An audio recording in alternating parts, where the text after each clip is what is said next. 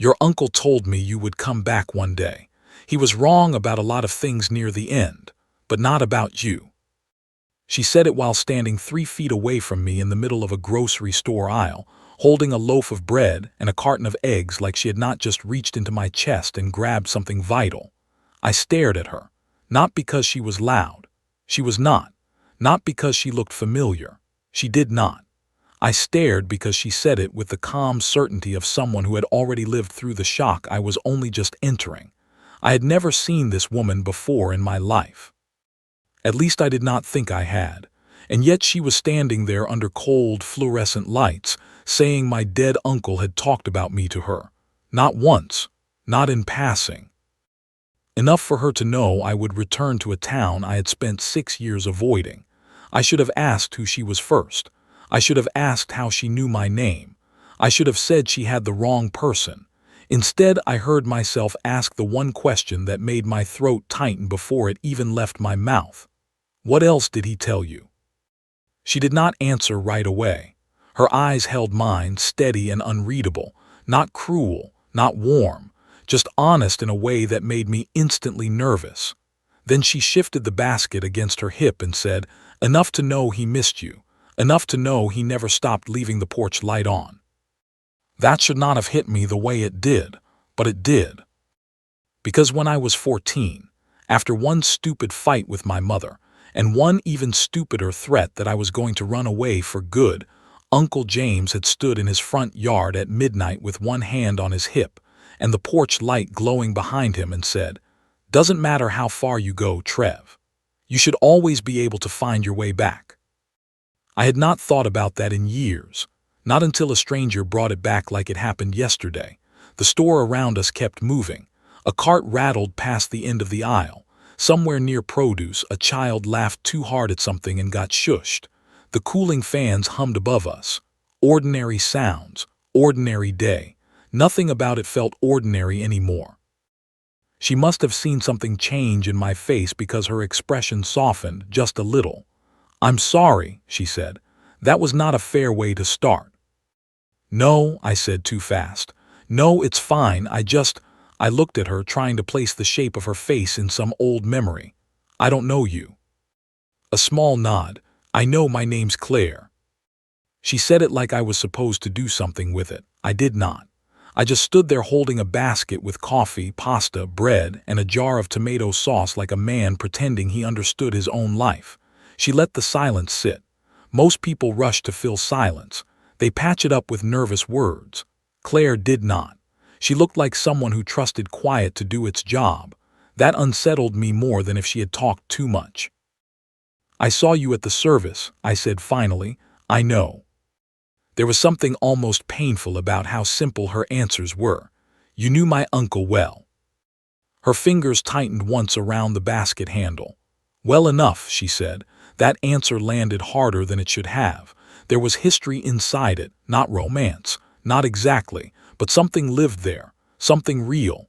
I glanced down at the bread and eggs in her basket because it felt easier than looking at her face. My uncle didn't talk much about people. A faint breath of a smile touched her mouth. "No," she said, "he mostly talked around them." And before I could stop myself, I smiled too, because that was true, so painfully true it made my chest ache. Uncle James could spend 20 minutes telling you how a man stacked firewood wrong and somehow never mentioned the divorce that had hollowed him out. He could teach a whole class how to sharpen chisels and never once say he was lonely. He could show up with sandwiches when someone was hurting and act like he had just been passing by. He was the kind of man you understood best after he was gone. That thought turned the smile to ash in my mouth. Claire saw it happen. "I'm sorry about him," she said quietly. "He mattered to a lot of people." I nodded, but it felt dishonest.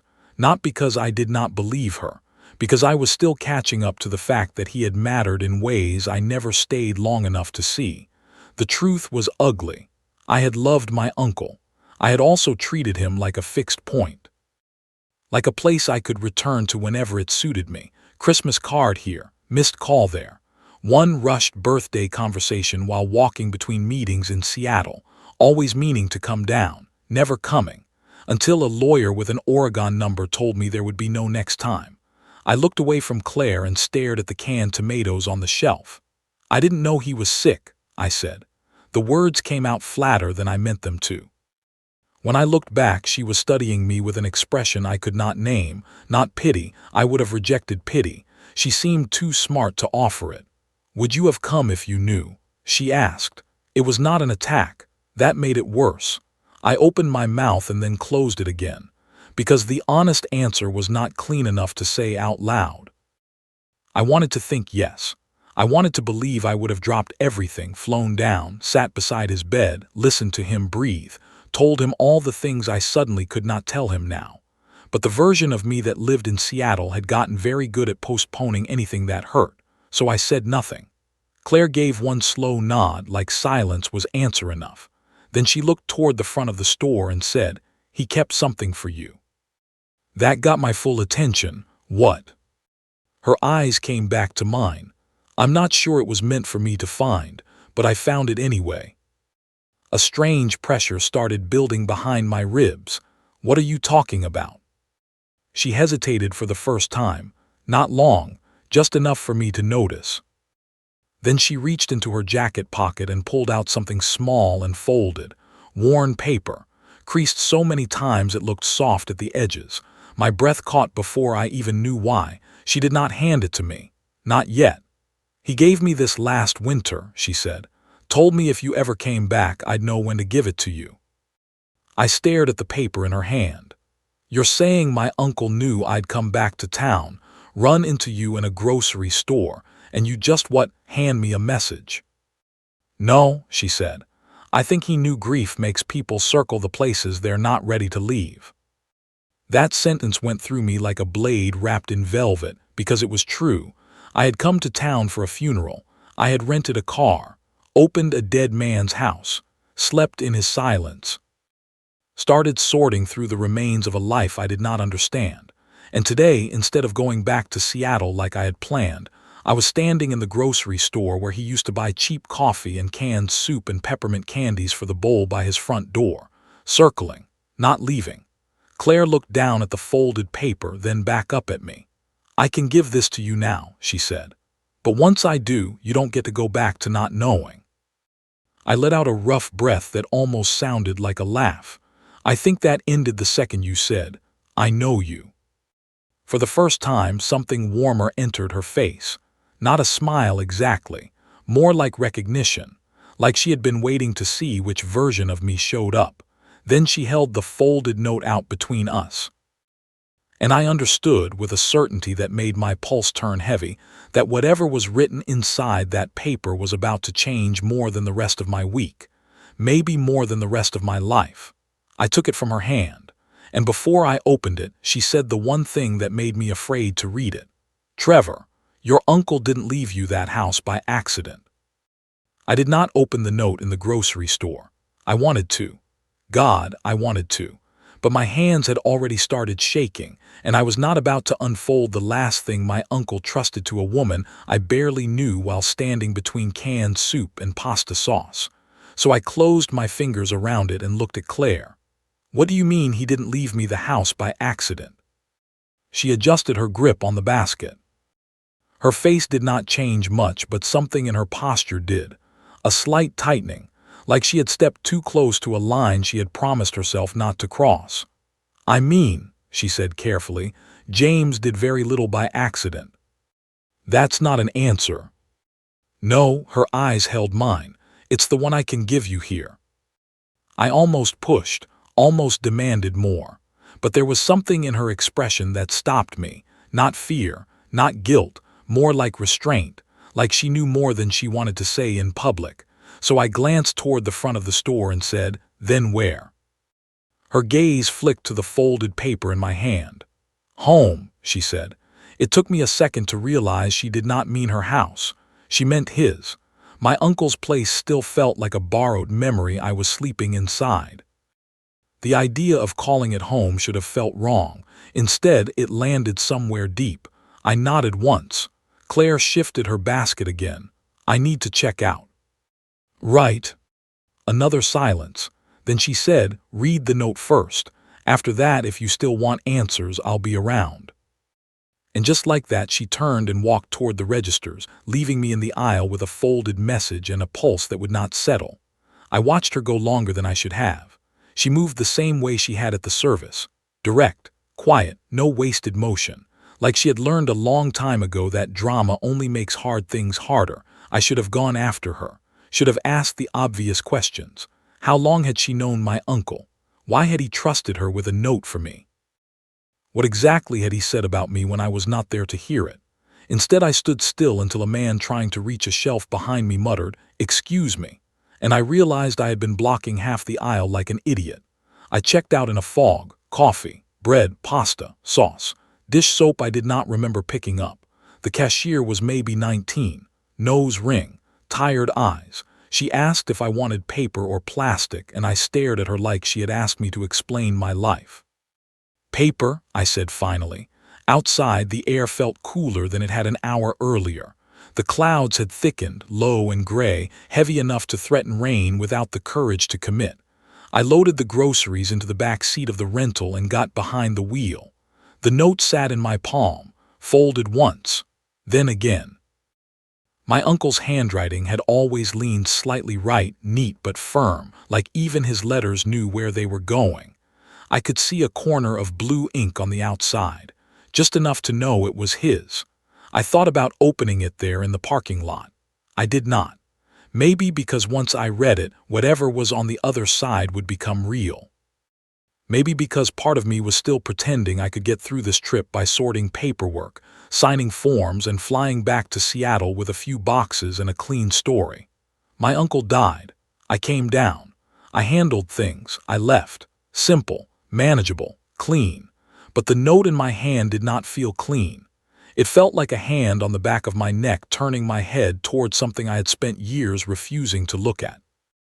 By the time I pulled into the gravel drive, my jaw hurt from clenching it. The house sat there waiting, blue paint faded to gray, porch boards worn smooth by years of weather and footsteps. I parked, killed the engine, and stayed still for a minute. The porch light was off. For some reason that bothered me. I got out, carried the groceries inside, and set them on the kitchen counter without putting any of them away. Then I stood in the center of the room with the folded note in my hand and listened to the silence pressing against the windows. My uncle's reading glasses were still on the counter where I had left them. A coffee mug still sat upside down in the dish rack. There was a pencil on the table next to a folded flyer for a community fundraiser he must have planned to attend. His life had not ended dramatically. It had simply stopped in the middle of itself. That was the thing grief does not prepare you for. Not the funeral, not the flowers, not the casseroles people deliver because they do not know what else to do. It is the pencil left on the table, the mug in the sink, the half-finished birdhouse in the garage, the proof that the dead were still in the middle of living when they ran out of time. I sat down in one of the kitchen chairs and unfolded the note. Trevor. If Claire gives you this, it means two things. First, you came back. Second, I was right about her. I had to stop there. Not because I did not understand the words, because I did. I read the first two lines again. If Claire gives you this, it means two things. First, you came back. Second, I was right about her. A strange laugh escaped me, not amused, more like disbelief with grief caught inside it. Jesus, Uncle James, I muttered into the empty kitchen. Then I kept reading. You always did think leaving and belonging were opposites. They are not. A man can leave a place because he is restless. He can stay away because he is proud. Neither of those things tells him where home is. Home is where your life starts telling the truth.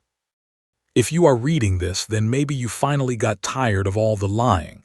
I leaned back in the chair and pressed the heel of my hand against my mouth, because that was exactly how my uncle talked when he was closest to saying something important. Not polished, not soft, just a sentence that looked plain until it cut you open. I kept reading. The house is yours because I wanted it to be yours, not for the money. Lord knows there is not much of that, not because you owe me something, because you need a place that won't leave while you figure yourself out, and because some things are easier to build when someone next door knows how to keep a board straight. I went very still. The words blurred for a second, then sharpened again. Someone next door, Claire. I read the last part slower than the rest. She won't like me meddling, so don't let her pretend I didn't. If she has let you close enough to hand you this note, pay attention. That woman knows the cost of staying when staying hurts. You could learn from her. Do not sell the house too fast. Do not run back to a life that only looks good from a distance. And Trevor, if you get the chance to build something real, don't be as slow as I was. Love.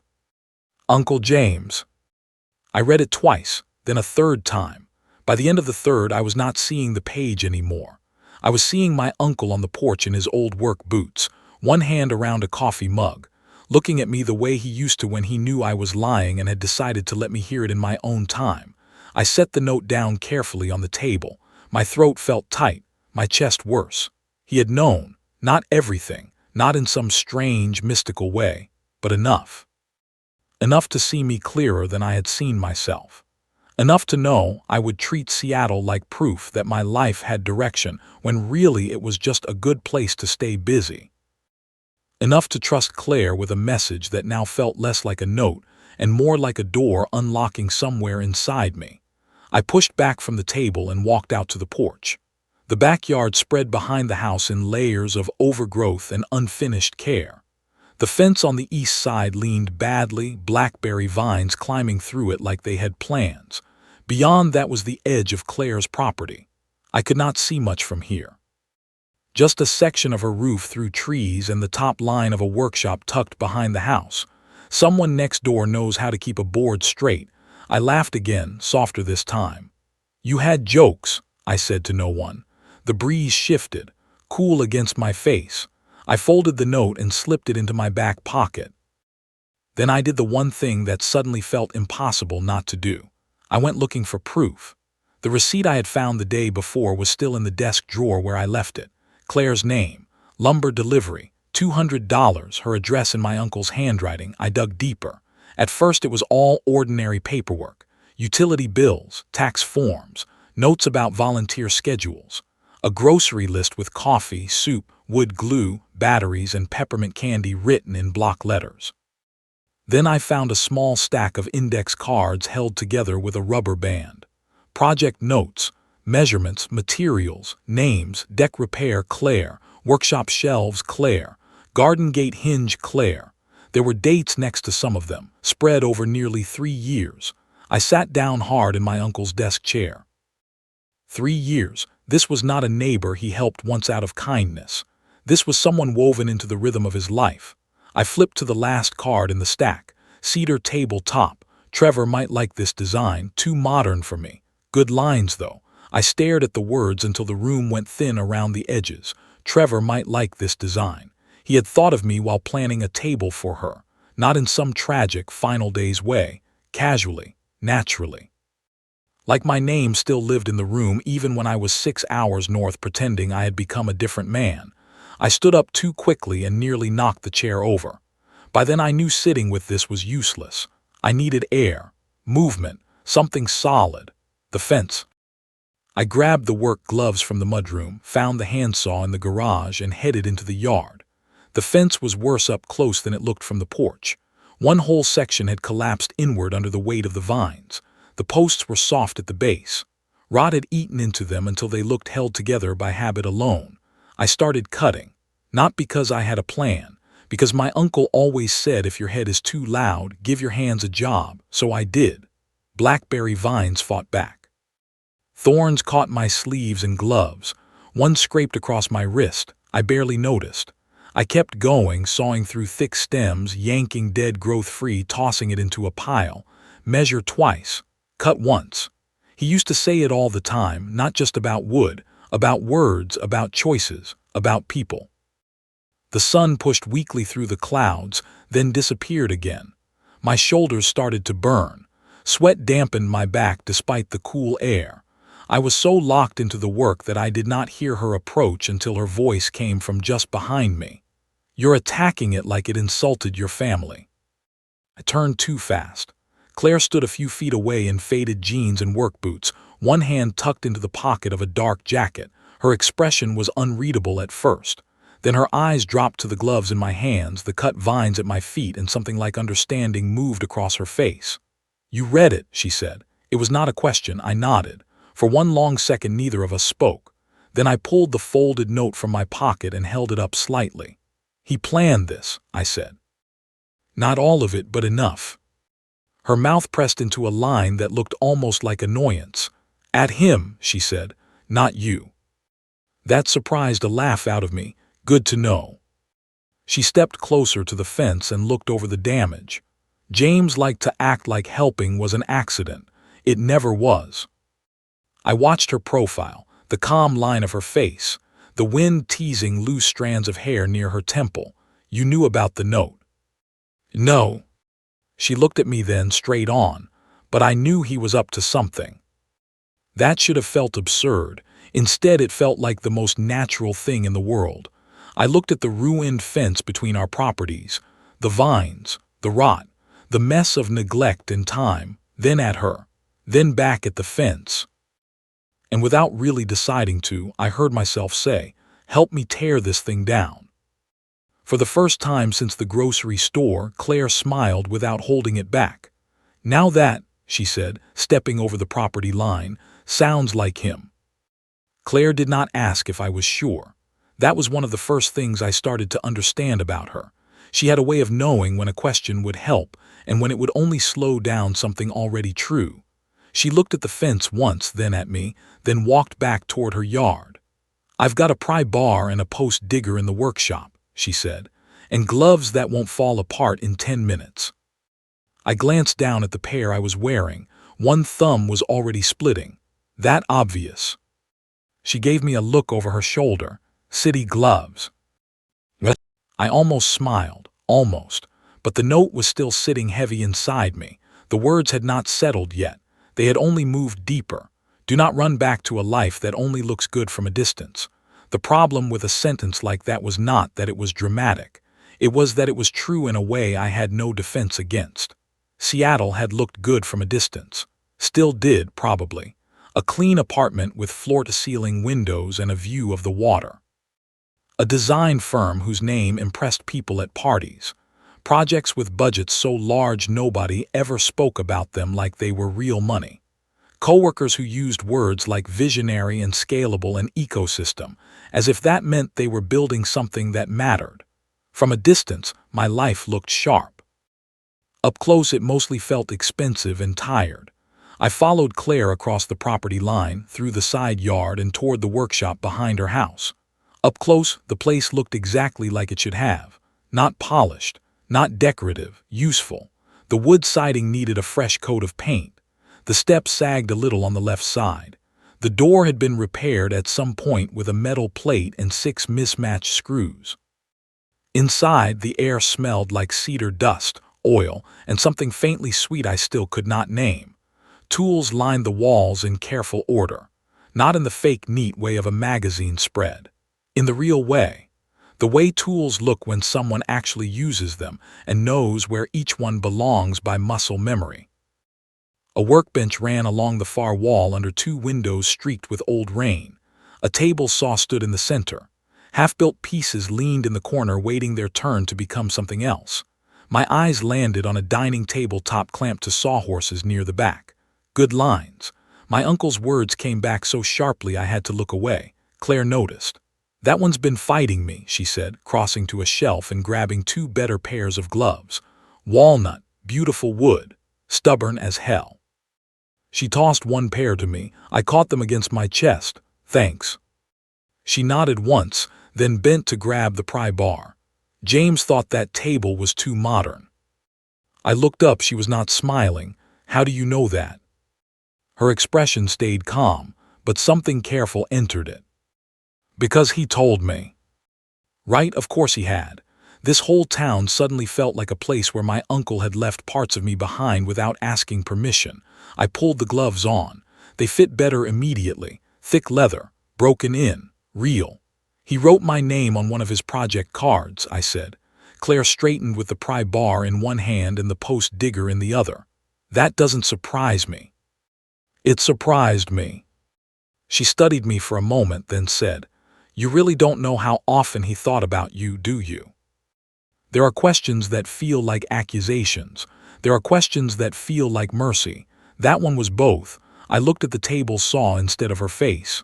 No, I said. The word came out flat. Honest. Claire did not rush to fix it. She set the tools by the door and leaned one hip against the bench. He talked about you when something reminded him of you. A chair design. An old fishing lure. A dumb joke you made when you were 12 that somehow stayed funny to him for 20 years. My throat tightened before I could stop it. What joke? One side of her mouth moved. You told him a crooked bookshelf was just expressing itself. I let out a short breath that might have been a laugh if it had not hurt so much. I had forgotten saying that. Forgotten the bookshelf too. We built it one summer when I was 13. Pine boards, cheap nails, too ambitious for my skill level. It leaned hard to the left when we finished, and I had been so embarrassed I almost kicked it over.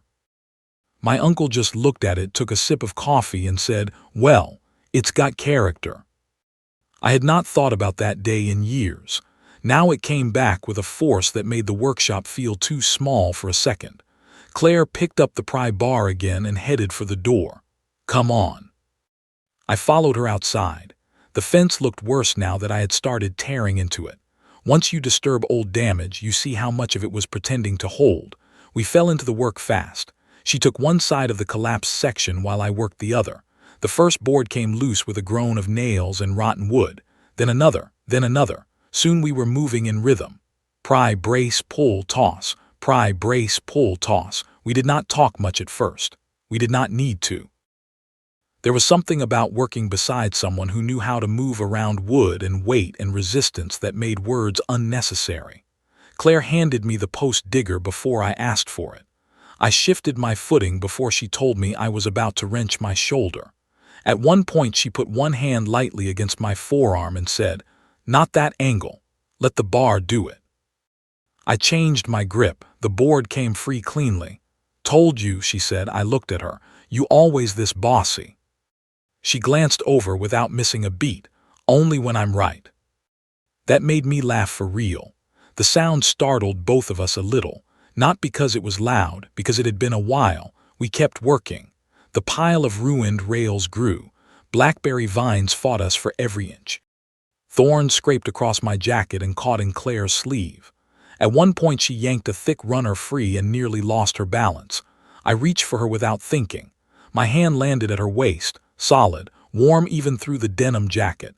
She steadied herself with one boot against the broken post and one hand on my shoulder. For half a second neither of us moved. Then she straightened and looked at me, not embarrassed, not flustered, just aware. "Thanks," she said quietly. "Yeah." I took my hand away. The air between us changed after that, not all at once, not enough to name, but enough to feel. We moved a little more carefully around each other, or maybe more carefully around what had become possible. By the time we got the last rotten post out, both of us were breathing hard. Dirt streaked my jeans. Sweat sat cold between my shoulder blades. Claire had a smear of mud on one cheek and a blackberry leaf stuck near the cuff of her jacket. She looked more alive than she had in the grocery store, more real too. She stepped back and wiped the back of her wrist across her forehead. "Well." I planted the post digger in the ground and looked at the open stretch between our yards. Without the broken section, the view changed completely. Her porch was visible now. So was the narrow path leading to the workshop. On my side, the overgrown garden looked less trapped, like the yard could breathe again. "It's ugly," I said. Claire tilted her head. "Temporarily honest." I turned to look at her. "That sounds like something my uncle would say." A shadow of something crossed her face. Warmth, grief, memory, maybe all three. He'd approve of ugly if it meant progress. I nodded slowly. Then I remembered the line in the note. That woman knows the cost of staying when staying hurts. I should have left it alone. Probably. Instead I said, "What did he mean by that?" Claire did not pretend not to understand. Her eyes shifted to the open space where the fence had been. For a few seconds I thought she might refuse. Then she crouched to pick up a split board and turned it over in her hands, studying the grain like the answer might be hidden there. "Greg and I have been together 8 years, she said. The name landed with a dull weight in my chest. Partner, not husband. No ring. gone most of the week. I had heard the facts in the grocery store, I just had not done anything useful with them. We bought this place together, she went on. Or mostly he did. I put what I had into the workshop and fixing things up. He works in Portland, logistics, long hours, commutes back late, leaves early, stays over there a lot. She said it without bitterness. That was somehow sadder. Do you love him? I asked before I could stop myself. Her gaze lifted to mine. That's a dangerous question for a man standing in my yard. I should have apologized. I did not. After a moment, she stood and set the board on the pile. I care about him, she said. He's decent. He's never lied to me, never hurt me on purpose. That was not the answer to the question I asked. She knew it. So did I. A breeze moved through the open gap where the fence had been, carrying the smell of cut vines and damp earth. Somewhere beyond the trees, a dog barked once, then again. I shoved my gloves into my back pocket and said, "That still doesn't sound like love." Claire held my gaze for a long second. Then she said, very quietly, "Sometimes people stay because nothing is broken enough to justify leaving." The words hit harder than anything else she had said all day, because I knew that logic, not in romance, in work, in cities, in versions of yourself. You stay because your life is not unbearable, just numb, not wrong enough to explain to anyone, just empty in places that do not show in photos. My uncle's note burned hot in my memory. Home is where your life starts telling the truth. Claire looked away first, toward her porch, toward the workshop, toward anything but me. James knew, she said, not details, I never gave him those, but he could tell. How? A sad little smile touched her mouth. He was old, quiet, helpful. Men like that notice everything. That felt so exactly right I almost smiled back. Almost. Instead I said, "And what did he say?" She let out a breath. He said a bad fit can look a lot like patience if you squint long enough. I barked out a laugh before I could stop it. That is definitely him. Yeah. The laughter faded fast. The silence after it was not awkward, it was worse. It was charged. We were standing in the remains of a fence my uncle had likely meant to fix years ago, talking about the lives people stay inside because leaving requires a kind of courage they keep postponing. There should have been distance between us. There was not enough. Claire looked down at my hands. "You're bleeding." I glanced at my wrist. One of the blackberry thorns had scored a thin line across the skin. Dirt sat in the edges of it. I've had worse. That isn't the point. Before I could answer, she stepped closer and reached for my arm. Her fingers were cool from the wind, steady. She turned my wrist upward and inspected the scratch with a focus that made my pulse act stupid. "It needs cleaning," she said. "It's a scratch." She looked up. "Do you argue with everyone who tries to help you?" "Yes." A pause, then, "That sounds exhausting." Despite myself, I smiled. She did too, just a little. Then she let go of my wrist and I missed her touch faster than I should have. "My porch," she said. "I have a first aid kit inside." I should have said no. Should have told her I could handle a scratch, a fence, a note, a dead uncle and the strange feeling growing between us all on my own. Instead, I heard myself say, "Lead the way." She turned toward the house and I followed her across the open ground where the fence had been. It struck me then that the space between our properties looked different now. Not cleaner, not finished, just open. Maybe that was enough for one afternoon. Maybe that was more dangerous than either of us wanted to admit. At her back steps, Claire paused with one hand on the railing and looked at me over her shoulder. And in a voice so even it almost hid the warning inside it, she said, "Trevor, before you come in, you should know this is the part where things stop feeling simple." I looked at the mud on her jeans, the smear on her cheek, the steadiness in her eyes. Then I looked past her into the dim warmth of her kitchen, and I answered with the truth before I had time to protect myself. It already stopped. Claire held my gaze for one beat too long. Not dramatic, not flirtatious, just long enough to tell me she had heard the truth in what I said and had not decided yet whether that was a good thing. Then she pushed the door open and stepped inside. Her kitchen smelled like coffee grounds, cut wood, and something warm I could not place at first. Bread maybe, butter, the kind of smell that makes a room feel lived in before you even look around. I followed her in and shut the door behind me. For a second neither of us moved. The shift from outside to inside did something to the air. The yard had space, wind, work, movement. In here everything felt closer, smaller, more exact. I became aware of stupid details all at once.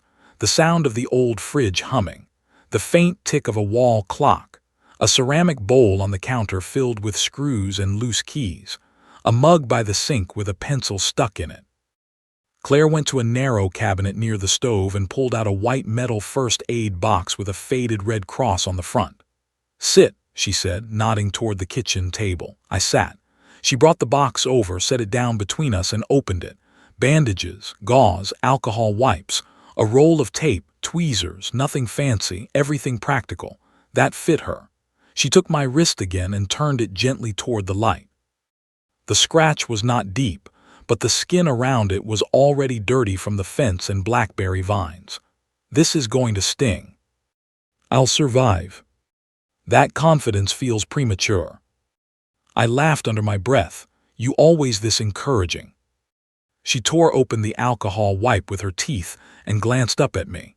"Only when someone deserves honesty." Then she pressed it to the cut. I hissed. She did not smile right away, but I saw the corner of her mouth shift. "Premature," she said. "Yeah, all right." Her hand stayed around my wrist while she cleaned the scratch. Her touch was steady, competent, the kind of touch that did not ask permission from the world to do what was needed, but there was nothing cold about it, nothing detached either. That made it worse, or better, I had not decided. "Why did he trust you?" I asked. Claire did not stop what she was doing. "James." "Yeah."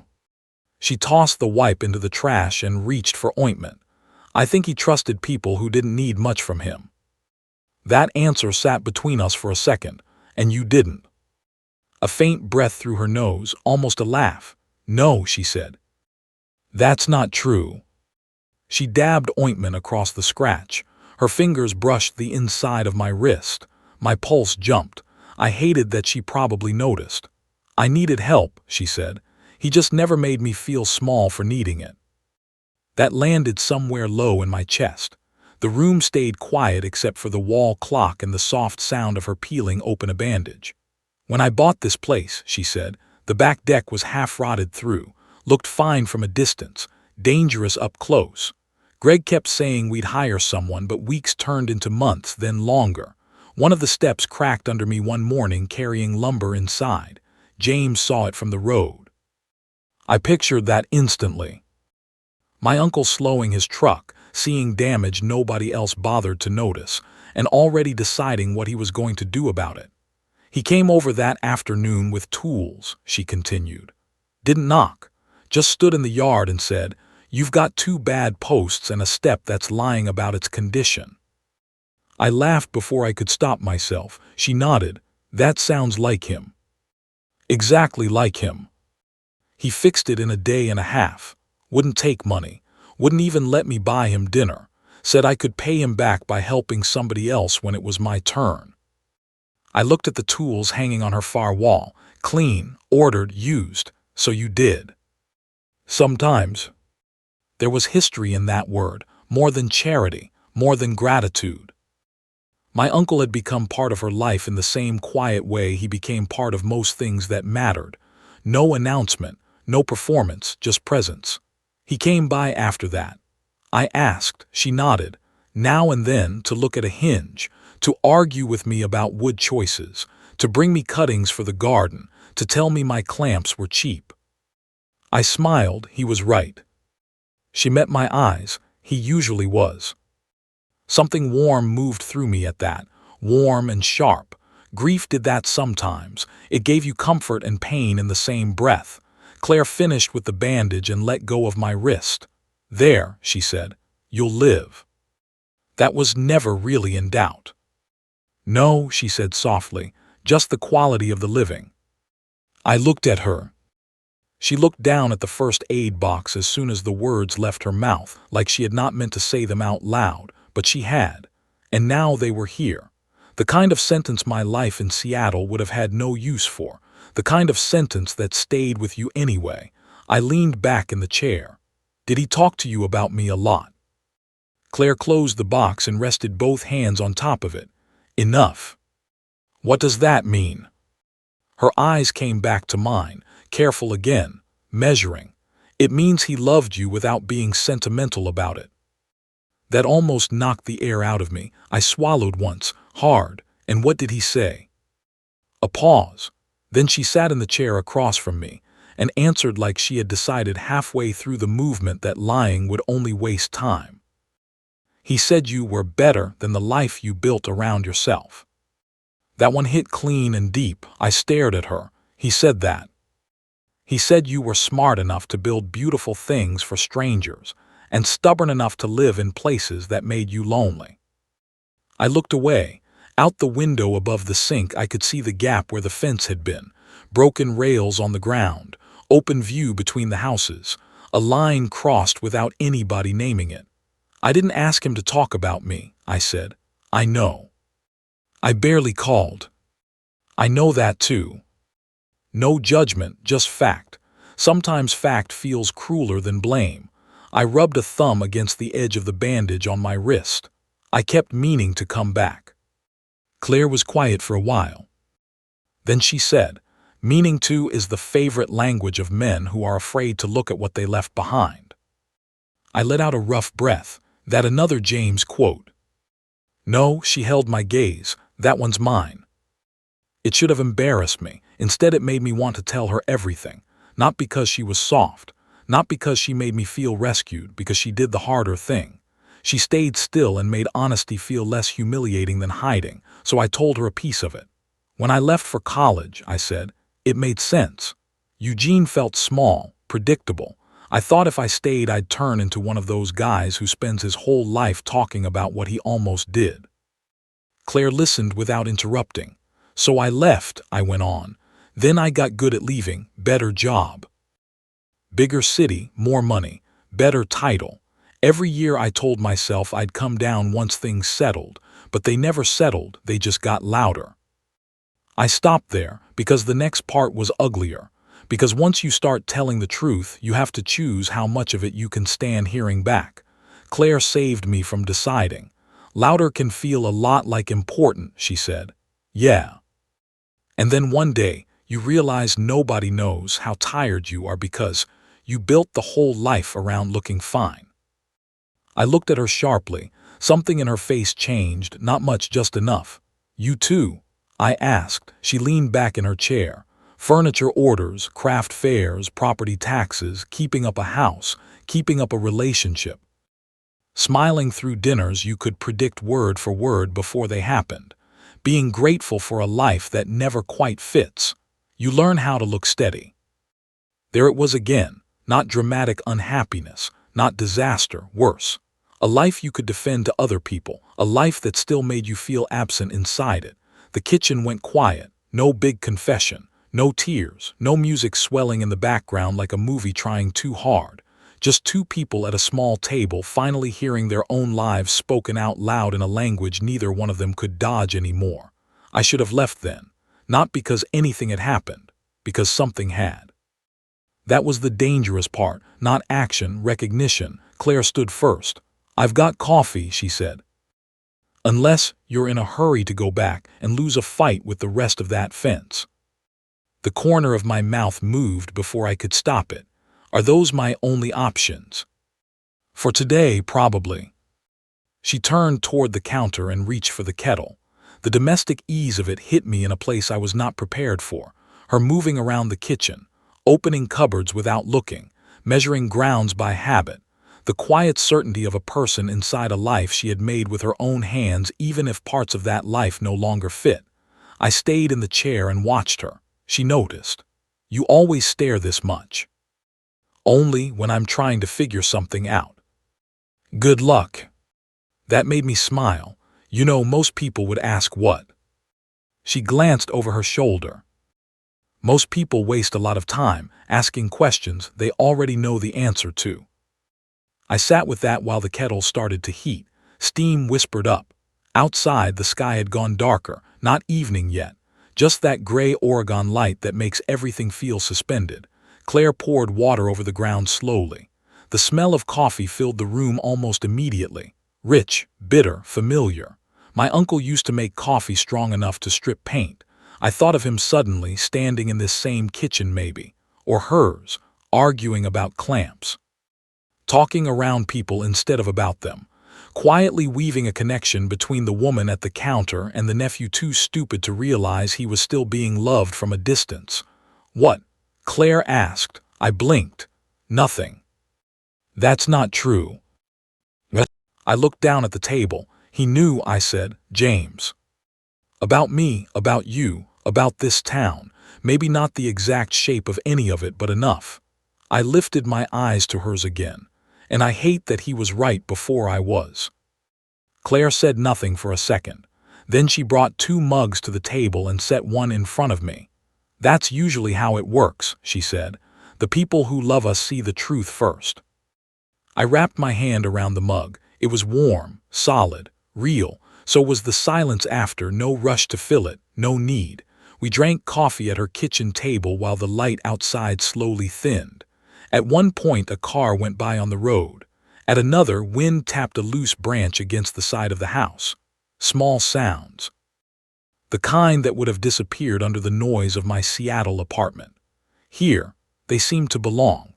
When I finished half the coffee, Claire looked at the bandage on my wrist and said, "You should probably keep working on that fence tomorrow before the rain decides to stop threatening and actually show up."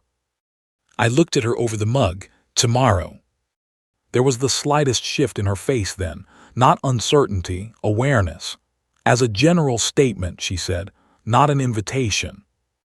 I held her gaze. Right. Another silence. This one did not feel safe. She looked down first and stood to take her mug to the sink. I set mine down carefully. The room had changed since I walked in, not in any visible way. The table was the same. The tools still hung on the wall. The clock still ticked. But everything felt closer now, more charged, like the truth had reduced the distance between objects as well as people. I pushed my chair back and stood. I should go. Claire turned from the sink. Yes, she said, but neither of us moved toward the door. And when the first drop of rain hit the window above the sink, followed by another, and then a slow scatter across the glass, she let out a breath and said the one thing that made staying sound too easy. You could wait it out. I should have said no. That would have been the clean answer, the reasonable answer. The answer a man gives when he is standing in his neighbor's kitchen, rain tapping against the window, coffee still warm in his hand, and the room has become too aware of itself. Instead, I looked toward the glass, where the first scattered drops had turned into a steady sheet, and said, "Looks like I don't have much choice." Claire's mouth moved at one corner. You always blame weather for your decisions. Only when it helps. That earned me a real smile, brief, quiet, gone almost as soon as it arrived, but I saw it. And once you see something like that, you want it again. She turned back to the sink and rinsed out her mug. There's bread from this morning, and soup in the fridge if you're hungry. I checked the wall clock. Later than I thought, my stomach answered before I could. That obvious. You've got the face of a man who forgot lunch, and then tried to solve his life with yard work. I laughed under my breath. You know, that feels unkindly specific. It's accurate, that's different. She moved around the kitchen with the same spare confidence she did everywhere else. No wasted steps, no reaching twice for the same thing. She opened the fridge, pulled out a container, set a pot on the stove, lit the burner. The ease of it did something unsettling to me, not because I had never watched a woman make dinner, because it felt intimate in a way dinner should not this early, not this quietly, like I had stepped into the middle of a life instead of visiting it. I leaned one shoulder against the counter and said, "Does Greg cook?" The question came out more casually than I felt, Claire paused just long enough for me to notice. Then she kept moving. He grills, she said. That sounds like a no. It's not a no. She glanced at me. It's a very qualified yes. I nodded, pretending that satisfied me. It did not. Rain thickened against the windows. The kitchen dimmed by degrees until Claire reached up and switched on the overhead light. It buzzed faintly before settling into a low yellow glow, softer than the fluorescent lights at the grocery store, softer than anything in Seattle, really. That city always felt lit for performance. This place felt lit for staying. She warmed the soup, sliced bread, and set out 2 bowls without asking whether I planned to eat. By the time she placed one in front of me, I realized I had not been taken care of in a long time by anyone who was not being paid to do it. That thought made me uncomfortable enough that I reached for the spoon too quickly and almost dropped it. Claire noticed. Of course she did. You okay? Yeah. Her eyebrows lifted slightly. I added, just tired. That was true, just not complete. We ate at the kitchen table while rain moved over the roof in slow waves. Tomato soup, thick and homemade. Bread with butter that melted into the surface. Nothing complicated. It tasted better than anything I had eaten in months. I finished half the bowl before I realized Claire was watching me. What? Nothing. That's twice today. You've said nothing when it was definitely something. A faint shrug. You look surprised by decent food. I looked down at the soup. I've been living on coffee and takeout. That's not food. That's avoidance with packaging. I laughed despite myself. She did too, softer. The sound settled into the room like it had been missing for a while. After a minute I said, "Were you at the service because of him or because of me?" The words came out before I decided to ask them. Claire did not answer right away. She tore off a piece of bread instead and dragged it once through the soup. That's not a fair question. I know. But you want an answer anyway. Yeah. She set the bread down. I was there because James mattered to me, she said, and because I knew you'd be there. Honest, straight, no cushion. That should have eased something in me. Instead, it made everything sharper. You wanted to see what I looked like. She held my gaze. I wanted to see if he was right. And something unreadable passed over her face. He usually was. The kitchen felt suddenly too small. I looked back down at the table, at the grain in the wood, at the tiny cut mark near my bowl, at anything except her eyes. My uncle had built this somehow, not on purpose maybe, not in some neat, arranged way, but he had set pieces in motion, left connections behind, given this town more of me than I knew. And Claire was part of that whether either of us liked it or not. I finished the soup slowly after that. When we were done, I reached for both bowls. She stopped me with a look. Leave them. I can at least carry dishes. I'm sure you can. You still don't have to. There it was again. That strange, disarming competence. The way she made care sound matter-of-fact instead of tender, which somehow made it hit harder, so I left the bowls. Rain kept falling. Not violent, just steady enough to make leaving annoying and staying easy. Too easy. Claire dried her hands on a dish towel and leaned against the sink. You can wait on the porch if being in here feels dangerous. I looked up. Dangerous. One side of her mouth moved. Not amusement exactly. Complicated then. That's not better. No, she folded the towel once. It's more honest. I stood and took my mug to the counter anyway because I needed something to do with my hands. When I turned back around, she was still watching me. You keep doing that, I said. What? Looking at me like you already know what I'm going to say. Claire pushed off the sink and came a little closer. Not much, just enough that I had to notice. You keep talking like a man trying to outrun himself, she said. It's not hard to guess the next sentence. That sounds annoying. It looks exhausting. I laughed once, short and sharp. Then before I could stop myself, I said, Did you ever love him? The room stilled.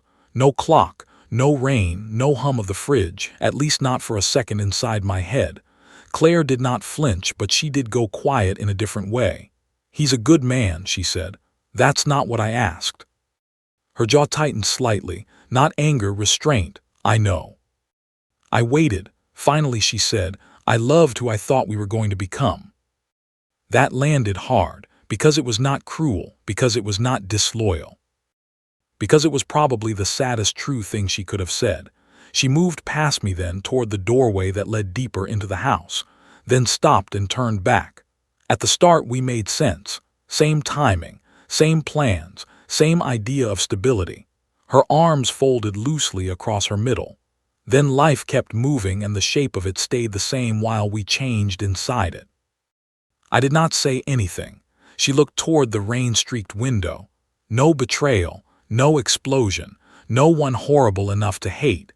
Just two people getting better at pretending almost right was enough.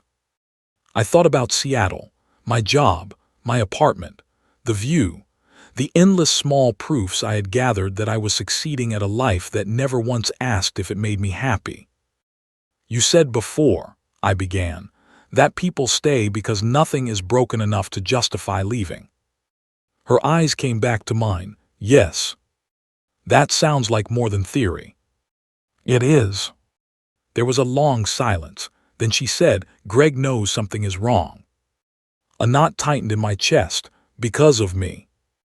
"Because of us," she said quietly, "even if nothing has happened." Nothing has happened. The sentence entered the room and stood there like a challenge, because something had happened, not physically, not in the obvious way, but the truth had moved. Recognition had happened. That was not smaller, it was bigger. I looked away first. "That's bad." "Yes." "You should tell him." "Yes." I nodded, though the agreement felt like gravel in my throat. She took another step closer. Close enough now that I could see the faint freckle near the corner of her mouth, the small scar near her chin, the tiredness in her eyes she carried so well most people probably missed it. "And yet," she said very softly, "you're still here." I met her gaze. Rain pressed against the windows. My bandaged wrist throbbed faintly. My uncle's note sat folded in my back pocket like a second pulse. "And yet," I said, for a second I thought she might step back. Instead she reached up and touched my face, just her fingertips along my jaw, nothing dramatic, no rush, no performance. The world did not explode, it narrowed, to her hand, her breath, the space between us shrinking without either of us pretending not to feel it. I should have moved.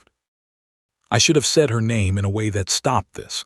But she was looking at me like I was not a mistake she planned to make, like I was a truth she was tired of avoiding. That nearly undid me. "Trevor," she said. My name had never sounded like that before, not from her, not like a warning and a confession at once. I put my hand lightly around her wrist, not to pull her closer, not to push her away, just to hold the moment still long enough to survive it. "If you do this," I said, and my voice had gone rough, "it can't be because he's gone most of the week, or because I'm standing here, or because you're lonely." Her eyes did not leave mine. "I know. It has to be true when the weather changes, when I stop being new, when this town starts talking." "I know." I searched her face for hesitation, found fear, found sadness, found certainty underneath both. Then she said the sentence that made resisting her feel suddenly impossible. "I have been careful with everyone but myself for years." I closed my eyes for 1 second, maybe less. When I opened them, she was still there, still looking at me, still choosing. So I did the only honest thing left. I took 1 step forward. Her hand slid from my jaw to the back of my neck, and the kiss happened so quietly it felt less like crossing a line and more like admitting we had already reached it. Slow at first, careful, not hungry, not careless. A kiss built out of recognition and restraint and all the things we had not said. The rain on the windows got louder, or maybe everything else just disappeared. Her other hand came to my chest and stayed there, flat over my shirt, like she needed to feel I was real before she trusted the rest of it. I held her waist, feeling the warmth of her through the sweater, the way she leaned into me by degrees instead of all at once. When we finally pulled apart, neither of us moved far. Our foreheads almost touched. She was breathing harder than before. So was I. This can't stay like this, I said. I know. You need to talk to him. I know. And I can't be the reason you tell yourself later that you blew up your life. At that, something changed in her face. Not hurt, recognition. You're not the reason, she said. You're the moment I stopped lying about it. That sentence stayed between us for a full heartbeat, then another. I should have answered. Instead, I kissed her again. This time she made a small sound in the back of her throat, and that nearly destroyed what was left of my self-control. But even then there was care in it, boundaries, hands that asked even while they held. Two people close enough to be reckless and choosing not to be. When we broke apart again, Claire rested her forehead against my shoulder and let out a shaky breath. We can't do more tonight. I know. That's not what I mean. I slid my hand slowly up and down her back once, grounding, steady. I know what you mean. And I did. This was not a secret to hide in the dark and call romance. This had to survive daylight or it deserved to die here. After a while she stepped back. Her eyes were bright now, though not with tears. Greg comes back Friday. Today was Tuesday. I nodded once. I'll talk to him. Okay. She studied my face like she was making sure I understood what that would cost. I did. Maybe not all of it yet, but enough. The rain had started to ease by then, softening against the glass. The room seemed changed in some permanent way. Same table, same mugs, same tools on the wall, but now every object felt like witness. Claire looked toward the window, then back at me. You should go before I ask you to stay. I let out a breath that was almost a laugh, almost not. You think I'd make the smart choice? No, she said, that's why I am. I nodded and stepped back. At the door, I turned toward her once more. She was standing in the kitchen light with her arms at her sides, not touching anything now, as if even stillness required effort. This is real, she said before I could speak. Not dramatic, not hopeful, just true. I looked at her, at the house, at the rain-dark window behind her, and answered with the only thing that fit. Yeah, I said, that's the problem. Then I stepped out into the wet evening with her still standing there, and for the first time in years, going home did not mean going back to the place I slept. It meant crossing the yard, trying not to turn around. I did turn around. Not right away. I made it halfway across the yard first, shoes wet from the grass, rain still slipping from the trees in slow drops. Then something in me gave up pretending distance would help, and I looked back. Claire was still standing in the doorway, one hand on the frame, light behind her, shadows at her feet, the kind of image that should have belonged to memory already but was still happening in front of me. She raised her hand once, small, quiet, enough. I did not wave back. I could not. My chest felt too full for that. So I just stood there for a second, soaked at the edges, looking at her like if I memorized the shape of the moment hard enough, maybe I could survive what came next. Then I went inside my uncle's house and did not sleep. The note stayed on the kitchen table all night. I must have read it 6 times, maybe more. The same lines kept catching on me. Home is where your life starts telling the truth. If you get the chance to build something real, don't be as slow as I was. I kept thinking about what he meant by that last part. Whether it was about some woman he once loved and never kept. Whether it was about my mother, his own life, the years he spent alone in a house full of quiet competence and old coffee. I would never get to ask him now. That was grief too. Not just missing someone. Missing the questions you did not know to ask while they were still around to answer. By morning, I had made one decision. I would not go to her. Not before she spoke to Greg. Not before daylight made everything less tender and more accountable. So I stayed on my side of the yard and gave my hands work. I tore out the rest of the broken fence posts before breakfast. Hauled ruined rails into a pile. Measured the open stretch twice, then once more because my uncle had trained that habit too deep to lose. By 10, my shoulders ached and my shirt clung damp to my back. By 11, I saw Greg's car pull into Claire's drive. A silver sedan, clean, quiet. The kind of car a man buys because it is sensible and reliable and tells the world nothing unnecessary about him. I set the level down on the half-built fence line and stood very still. From where I was, I could not hear anything. Just saw movement through distance. Greg got out carrying a laptop bag and one small overnight case. Claire came onto the porch. They stood facing each other for a moment. He said something. She answered. Neither of them moved closer. That was enough to make my stomach turn. I went back inside, not out of dignity, out of survival. The day crawled after that. I tried paperwork first. Could not focus long enough to make sense of a single insurance form. Then I tried cleaning out the hall closet. Found old fishing gear, 3 rusted lanterns, a box of Christmas ornaments, and a stack of mail from 2 years ago tied with string. Nothing held. So I sat at the kitchen table and stared at the note again until I hated myself for it. By afternoon, I could hear rain threatening but not arriving.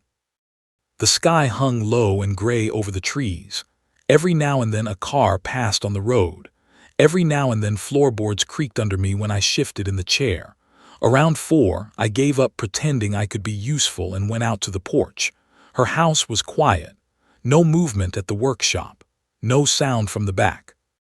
No sign of either of them. That was somehow worse.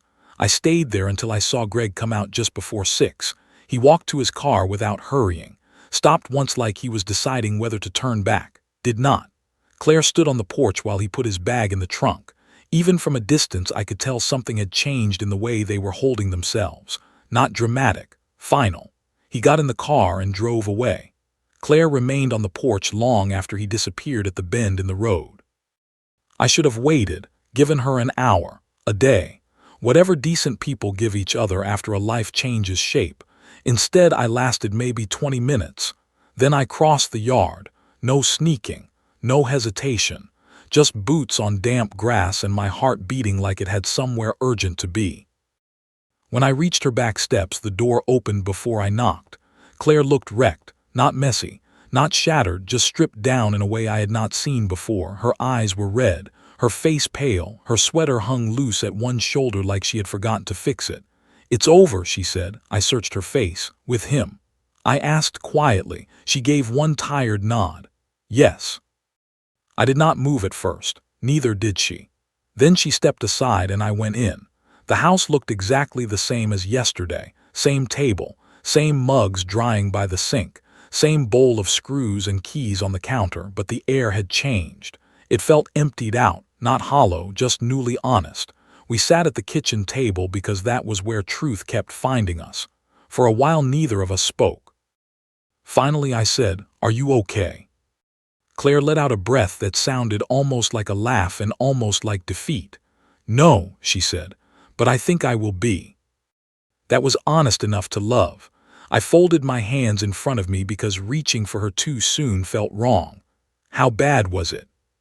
She looked down at the grain of the table. "Not loud," she said. "That made it worse." I waited. "He knew," she went on.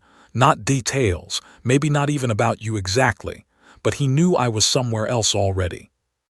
A hard knot formed behind my ribs. "What did you tell him?" "The truth." Her eyes came up to mine. That I had been staying out of habit, that I kept calling stability love because it sounded kinder, that it wasn't fair to either of us anymore. I nodded slowly, and a long silence. Then she said, "He said he'd been feeling alone beside me for a long time."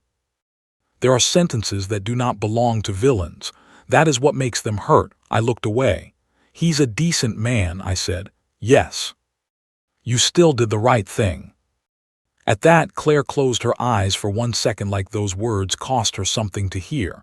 When she opened them again, there was no relief in them, just exhaustion, and under that something steadier. "I know," she said. "That doesn't make it feel clean." "No. It feels like surgery." That was the exact right word. Necessary, painful, bloody in a careful way. I almost smiled from how precise it was, but the moment did not allow it. She stood then and walked to the sink, not because there was anything there she needed, but because sometimes people have to stand when sitting makes them feel trapped. I knew that feeling too well. I watched her brace both hands on the counter. "I kept waiting for a reason that would make me look good," she said without turning around. There wasn't one. I stood and came only halfway across the kitchen. close enough for her to know I was there, far enough that she did not have to hold herself together around my body. "You don't need to look good," I said. "You need to tell the truth." She turned then, tired, red-eyed, beautiful in the least useful way possible. And what if the truth ruins everything? I thought about my apartment in Seattle, my meetings, my careful life. The polished version of me that had become so easy to explain and so hard to inhabit. Then I thought about the fence between our properties, rot hidden under paint, holding until it didn't. And I said, then maybe everything needed ruining. The moment the words left my mouth, something in her face gave way, not into tears, into recognition. She crossed the space between us in 3 steps and put both hands flat against my chest like she had the night before. Only this time there was no warning in it, no pause, just need and truth and the terrible relief of not pretending. I held her. That was all at first, one arm around her back, one hand at the base of her neck, her forehead against my collarbone. Both of us breathing like we had run farther than we meant to. We stood there a long time, maybe because this was the first moment we could touch without borrowing it from someone else's life, maybe because neither of us trusted words not to break the shape of it. Eventually she leaned back enough to look at me. "What happens now?" she asked. I almost gave her the careful answer.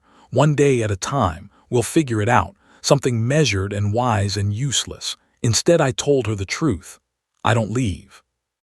Her expression changed, not because the words were romantic, because she knew what they cost. "Trevor." "I mean it." My voice had gone rough but steady. "I'm not going back to Seattle because things got complicated here. I'm not doing that anymore." Her eyes searched mine. "You don't know what staying means yet." "No," I said. "But I know what leaving means, and I'm done building my life around that." She held very still, then quietly, "Did you already decide that?" I thought about the phone call to my firm the day before, the way my hand had trembled when I asked about remote work, the strange calm that followed when they said yes. "Yeah," I said, "before today." That broke something open in her face, something bright and wounded and disbelieving all at once. "You did that for me." I shook my head. "For me first, for the version of me I'm tired of being, but you're part of it now. I won't lie about that." Her breath left her slowly. Then she smiled, not the small private half-smiles from before, a real one, tired, tear-bright, beautiful because it looked like relief. She touched my face with one hand. "You really mean it?" "Yes." I covered her hand with mine and turned my head just enough to press a kiss into her palm. That undid us both a little. The kiss that followed was different from the others. Less careful, not reckless, just honest in a fuller way. No borrowed time, no rain excuse, no door half open behind me. Her mouth softened against mine like something finally allowed. My hands found her waist. Hers slid around my neck. And for the first time since I came back to Eugene, I stopped feeling split in 2 directions. When we pulled apart, she rested her forehead against mine and laughed once under her breath. "What?" I asked. James would be so smug. That startled a real laugh out of me, unbearably. She smiled against my mouth. He'd act surprised. Pretend none of this had anything to do with him. Then he'd mention keeping a board straight and ruin it. That made her laugh too, and the sound of it in the middle of all this sadness felt like the most hopeful thing I had heard in weeks. Later, we went out to the workshop. Not because there was urgent work to do, because standing still with that much feeling in us seemed impossible. The half-finished tabletop still sat on the sawhorses. Walnut, beautiful, stubborn as hell. Claire ran her palm over the grain. He hated this design. "No," I said, stepping beside her. "He said it had good lines." She looked at me surprised. I smiled, found the project card. A soft expression moved across her face. Then she handed me a tape measure. And just like that, we began. Not with a speech, not with some grand promise under a sunset, with wood, measurements, pencil marks, the clean sound of a saw biting into something solid. We worked until the light outside turned honey gold and then amber. At one point we disagreed over the apron width. At another, we both reached for the clamp and our hands collided and stayed there a second too long. We smiled, kept going. It felt absurdly normal. That was what made it matter, not the drama. The fact that building something together felt less like fantasy and more like recognition. By the time we stopped, the base was dry-fitted and standing on its own, not finished, but unmistakably a table. Claire stepped back beside me and looked at it. "It's a little uneven," she said, temporarily honest. She laughed and leaned into my shoulder. Outside, evening settled over both properties at once. No fence, no border worth naming, just open ground between one life and the next. We ate sandwiches on our back porch because neither of us had energy for anything fancier. The sky turned gold, then pink, then the deep violet that always made Oregon look like it was keeping a secret. Halfway through the second sandwich, Claire said, "You know what scares me most?" I turned to her. She looked out at the yard, at the gap where the fence had been, at my uncle's house beyond it. "That this is the first time in years I haven't felt lonely in my own life." There was so much truth in that sentence I did not try to answer quickly. I just took her hand. After a while I said, "I think that's how you know." "How?" "That you're finally standing where your life stops lying." Her fingers tightened in mine. We sat like that until the stars came out one by one. Later, in the quiet just before sleep, I lay beside her and thought about my uncle, about the porch light he always left on, about the house he gave me not as an inheritance but as a second chance, about the woman next door who knew how to keep a board straight and a man honest. Some people leave you money, some leave you a map. Uncle James left me a house, a note, and just enough truth to ruin the life that was killing me. And because of that, I finally understood something I had been too proud to learn when he was alive. Home is not the place you return to when everything else fails. Home is the place where you stop asking yourself to live half a life. Beside me, Claire shifted in her sleep and found my hand without waking. I held on. Outside, the night settled over the yard we would rebuild, the workshop we would fill, the table we had only just begun. And in the dark, with her hand in mine and my uncle's words still alive inside me, I knew this much was true. He stayed gone, I stayed here, and that changed everything.